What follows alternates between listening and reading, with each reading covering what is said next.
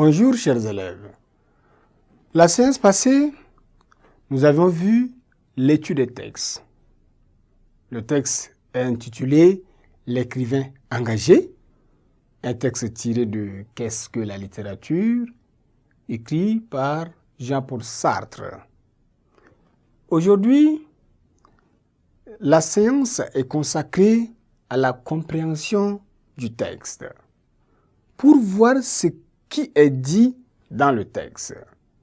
Donc la première question parle ici de quoi parle le texte. Lors de votre lecture, qu'est-ce que vous avez compris de ce texte-là? Ce dont il est question dans le texte. Donc de quoi parle le texte? Si vous parcourez bien le texte, si vous avez lu, vous allez comprendre sans doute que le texte ici parle de l'engagement de l'écrivain devant une situation donnée de sa société. Qu'est-ce que l'écrivain doit faire devant une situation que vit sa société ou son peuple? Donc, c'est de là que nous allons, n'est-ce pas, nous appuyer. C'est là que nous allons comprendre que dans une situation donnée, dans une société, si vous êtes écrivain, vous devez, n'est-ce pas, prendre votre position. Vous engager à lutter pour le bien-être de votre société. Deuxièmement, dit, quel genre appartient ce texte? À quel genre appartient, n'est-ce pas, ce texte? Il s'agit ici d'un texte argumentatif, présentant un point de vue personnel, mais net sur une question. L'engagement de l'écrivain ici, c'est un point de vue de Jean-Paul Sartre. Un point de vue personnel, son point de vue. Et c'est son point de vue-là qui est, n'est-ce pas, qualifié de net. Un point de vue net, normal.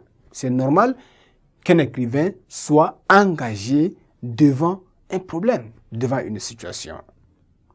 Troisième question, le texte évoque une responsabilité collective.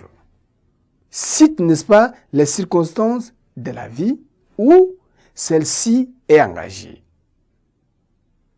Quels faits sociaux poussent à la révolte? Ça, ce sont les volets de la question. En cas d'atteinte, n'est-ce pas, flagrante aux droits d'un individu, d'un groupe humain, d'un peuple, etc., etc. Ça, l'écrivain ne doit pas rester bouche bée, ne doit pas croiser les bras. Un écrivain, c'est un porte-parole, c'est un guide, c'est un éclaireur. Donc il doit, n'est-ce pas, oser devant les situations. Les faits sociaux qui poussent à la révolte sont plusieurs. Nous avons l'oppression, par exemple. Nous prenons l'exemple de la colonisation. Nous avons eu cette oppression-là, autant pour moi. Donc, cette oppression a motivé certains écrivains à s'engager dans la lutte pour le bien-être, n'est-ce pas, de la population. Vous avez aussi les atteintes aux droits humains, aux droits de l'homme. Lorsque l'homme est compromis, la liberté de l'homme est compromise, l'homme est réduit au bas de l'échelle, n'est-ce pas, il doit, n'est-ce pas, être soutenu. On doit, n'est-ce pas, passer à la révolte. C'est là le rôle de l'écrivain devant une situation donnée. D'après le texte, qu'est-ce qu'un écrivain engagé? D'après le texte, c'est quoi un écrivain engagé? Un écrivain engagé est celui ou celle qui prend la plume, c'est-à-dire son stylo, pour indiquer aux autres ce qu'ils doivent avoir afin d'agir en conséquence.